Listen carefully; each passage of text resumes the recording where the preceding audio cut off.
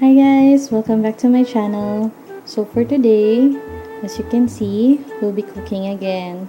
And nakita niyo naman siguro sa title ng video na ito, we'll be cooking chicken tinola.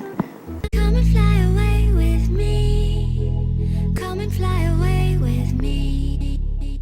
I don't really do much of traditional Filipino dishes. And weakness ko talaga yung mga dish na masabaw.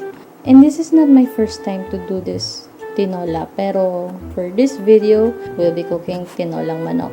Anyway, before we begin, if you're not subscribed yet to my channel, please do so. And don't forget to hit the notification bell para ma-update kayo kung kailan ako nag-upload ng mga bagong videos. Anyway, without further ado, let's begin!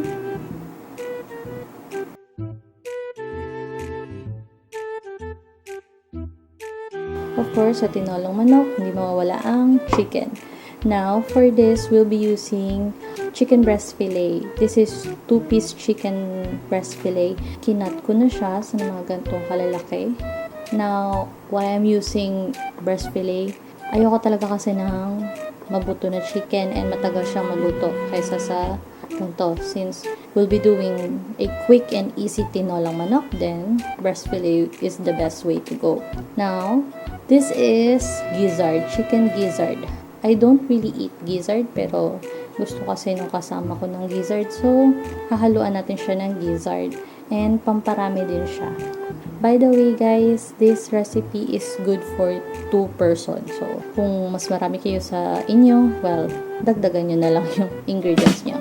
So, I already cleaned this gizzard.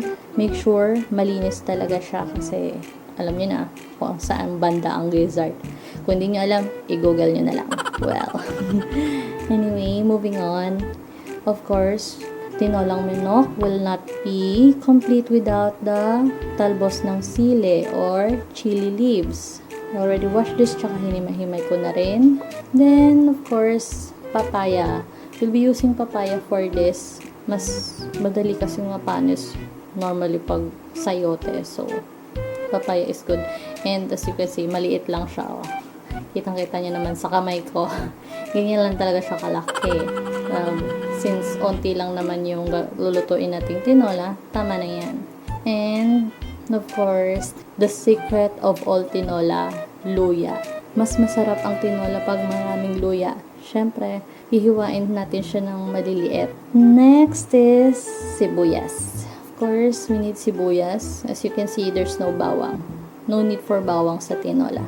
Then, we'll be using 2 cubes of chicken broth. Ito yung parang pinaka pampalasa natin or pampaalat. Kung kulang yan, then we have patis. We'll not be using asin for this. And of course, paminta. Ground pepper pala. Yung talagang powder. Then, I have the durog. Medyo konti na lang kasi siya. So, pero ilalagay pa din natin yan. Anyway, that's all the ingredients that you need. And of course, water. Now, sa water, tatansyahin natin yan. So, first na gagawin muna natin is, himayin natin yung papaya, luya, and sibuyas. Ginagawa ko muna sa papaya. Puputulin ko yung dulo, then igaganto ko para lumabas lahat yung, well, mabawasan yung dagta. Alam niyo naman ang papaya, madagta. As you can see, look at the puti. That's the dagta. Once done, pwede nyo na hugasan. Okay, so dibayin mo natin for ng kalahati. Ito maganda sa mga batang papaya. Wala pa siyang buto. So, hindi na natin kailangan maglinis ng bato. Ngayon, gawin ko, gaganon-ganon ko ulit. Para mabawasan yung dagta. Kiss-kissin nyo lang. Then, hugasin ulit. Okay, ngayon natin yung isa.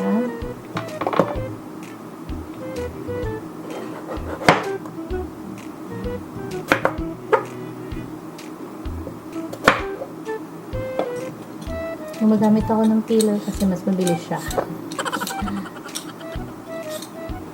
Tapos,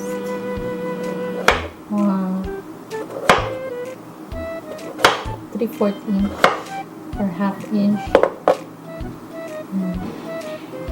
So, yan na guys sa ating papaya. Next, luya. Now, for the luya, mostly ginagawa na iba, diba? Kutsara yung pinangbabalat. But since may peeler naman ako, why not, diba? Tanggalin lang natin yung mga rough edges.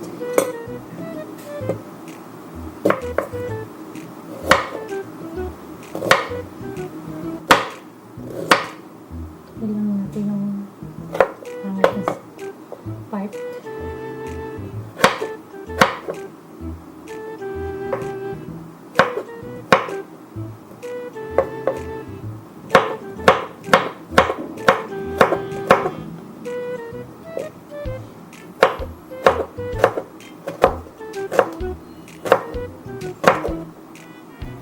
Okay, yun yung ating luya.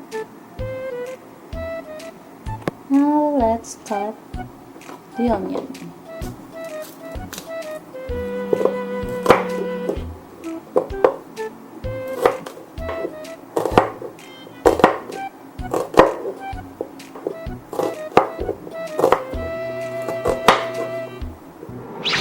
Okay, so let's start cooking. So, ito yung ating kaldero. So, let's put a little bit of oil.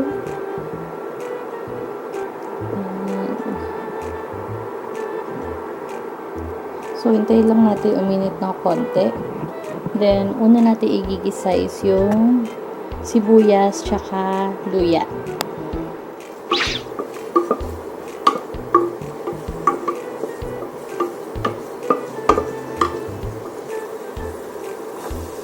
And you can put the luya.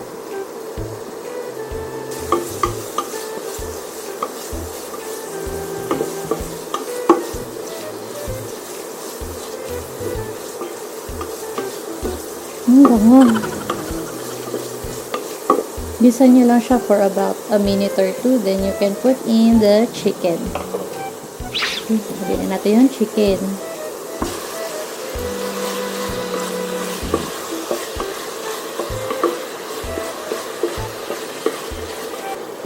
So, hintayin nyo lang medyo maluto yung chicken. Then, you can add the gizzard.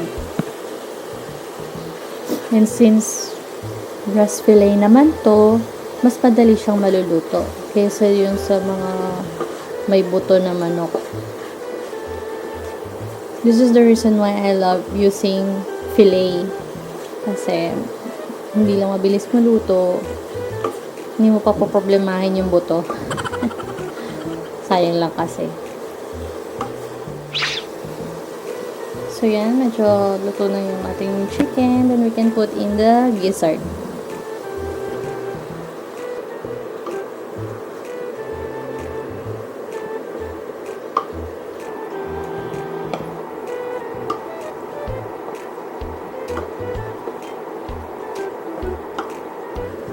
Pwede nyo na isunod yung papaya para sumabay na siya ng luto dun sa gizzard.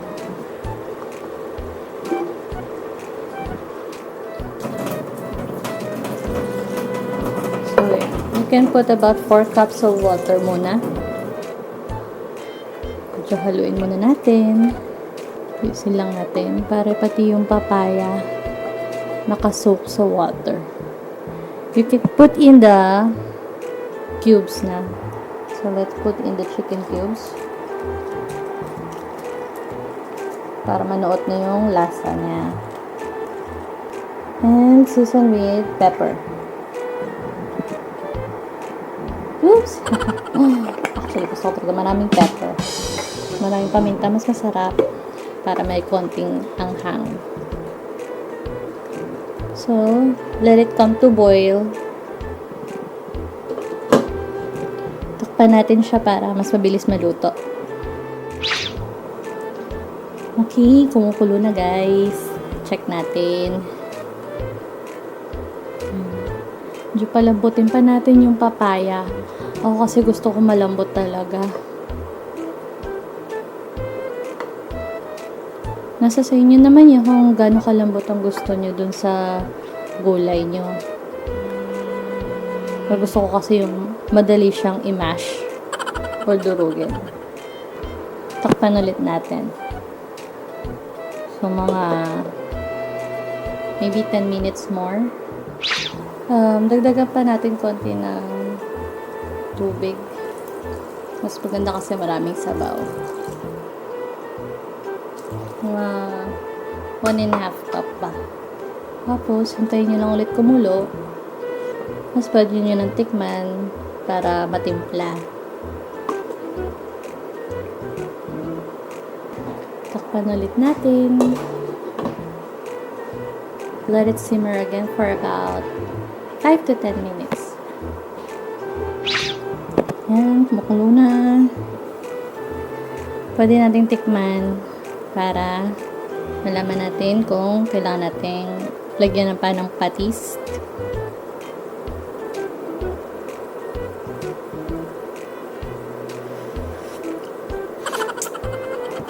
Sa akin, okay na sana ganyan. Pero, ay! Lagyan natin ng patis.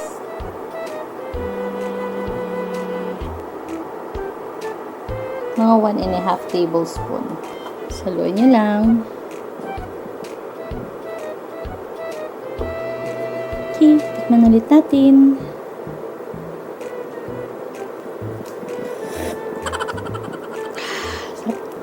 That would be enough. Now, what we will do is we will turn off na yung kalan. Then, tsaka nyo ilagay yung dahon ng sili. Para hindi masyado maluto yung dahon. Dubog-dubog nyo lang. Papansin nyo madaming dahon. Well, gusto ko talaga na maraming dahon. Pampasarap kasi kaya. I'm more on a gulay than the chicken. So, hayaan nyo lang siya. It will cook on its own kahit nakapatay na siya.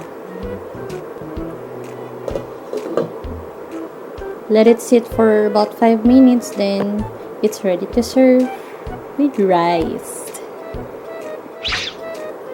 Okay, so guys, medyo tinimplahan ko pa ng konting patis. Mga half tablespoon lang naman. Tapos, nilagay ko yung konting durog na paminta and just a bit of chili, yung chili oil para medyo maanghang kasi gusto namin maanghang, pero nasa inyo yun kung anong mas preferred nyo, kung medyo maanghang or hindi.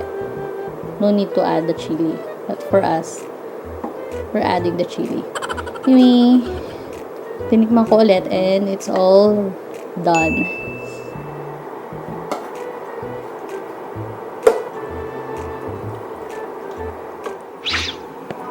So yan guys, our easy and quick tinolang manok.